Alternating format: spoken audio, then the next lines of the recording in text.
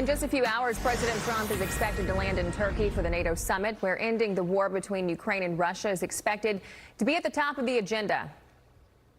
I think we're getting much closer than people realize, and President Putin wants it to end. I will tell you that very strongly. What a good call. And President Zelensky actually wants it to end now.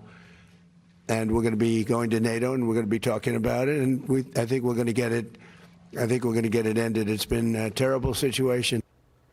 And after pressure from our commander-in-chief, NATO leaders are reportedly planning to, quote, unveil arms deals worth tens of billions of dollars in Ankara today to show they are heeding U.S. calls to spend more to defend Europe before joining President Donald Trump for a summit. National security and policy analyst for the Heritage Foundation, Andrew Harding, joins me now. Andrew, thanks for coming on to talk about this. I want to talk about what President Trump said in that sound right before we came to you about how they are closer to coming to a deal than people really think and what they realize, saying both sides want to come to an agreement. They want it to end. How sure are you of that? Do you really think that Putin wants this to come to an end? Because we've seen time and time again, he's just not shown up when he said he was going to. I mean, do you buy that? Well, good morning. I do, because I think if any president is going to ensure both sides come together, it's going to be President Trump.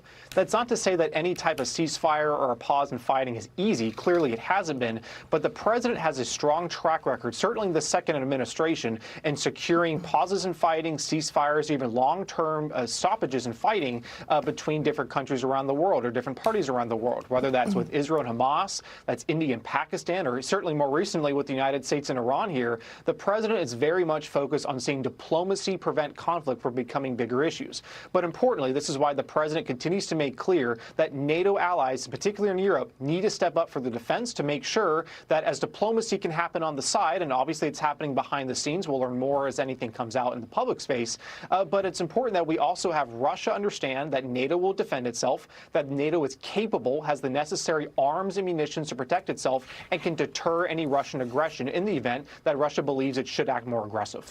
And, you know, on the topic of Russia, I want to tie in Russia and Turkey. Trump's supposed to be talking to the president of Turkey and potentially restoring the country's access to the F-35 stealth fighter program. I want to run this sound from the Israeli Prime Minister Benjamin Netanyahu. He's basically warning President Trump about selling to Turkey. Listen to this.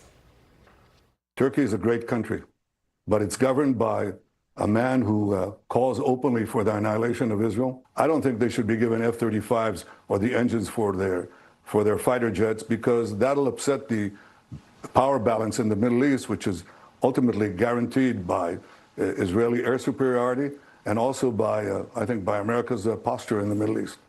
You know, Andrew, they were removed from this program back in 2019 because they did purchase Russia's S-400 air defense system. So is this a good idea? Because I have to imagine this is going to have some congressional pushback as well. Well, I imagine that any progress in this type of deal is because it all comes down to Turkey, in which it's able to demonstrate that it can have these jets while also managing any security concerns. But certainly it's easier said than done, and all of this is going to come down to Turkey following through in any commitments that it makes. But the broader emphasis, I think, here is seeing what the long-term relationship could look like. We know that Russian equipment hasn't proven as successful as we've seen in Ukraine. We also know that it hasn't had strong successes with Iran, the Middle East here, or certainly go ask Nicolas Maduro how successful any of his Russian equipment have been. So here, what the United States and President Trump can do here is that if there are opportunities, whether it's with Turkey or other countries in NATO or around the world, that want to have more American equipment that's proven to be successful, is highly capable, and ensures that the national security of any country is preserved, these are opportunities that the president can push for American equipment to become more used around the world and ultimately see other countries reduce the reliance not only on Russian equipment, but ideally reduce reliance on Chinese equipment and other equipment around the world that is just simply not good for their countries. But importantly, we want to see American equipment used for these other countries that advances their security, allows the United States to also feel more secure and prosperous. Yeah, I guess all he can do is give them another shot and see if they can prove themselves right this time. Andrew, thank you so much. Appreciate it. Thank you. Be sure to like and subscribe for all the Fox News latest on YouTube and catch full shows streaming now on Fox One.